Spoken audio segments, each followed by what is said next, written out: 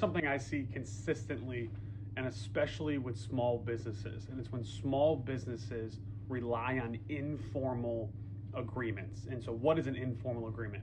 It's just an agreement with no contract, maybe a few texts, maybe an email thread, but nothing structured and signed by both parties. And so, from a legal standpoint, that creates two problems. You would think formation, maybe that's an issue. Formation is not an issue. You can still have a binding agreement without a formal contract. So all we need is offer, acceptance, and consideration. And that can exist through conduct. And the real issue when you have that is terms. And so what exactly was agreed to? Scope, payment, timing, responsibilities. If those aren't clearly documented, the dispute becomes evidentiary. And so what evidence do we have that points to the terms? You're no longer arguing about the deal, you're arguing about what the deal was.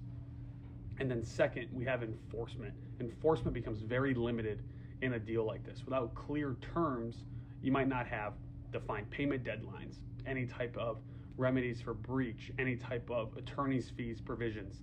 So even if you're right on the underlying issue, your ability to enforce that issue becomes weaker. Courts do not fill in gaps based on what seems reasonable. They apply what can be proven.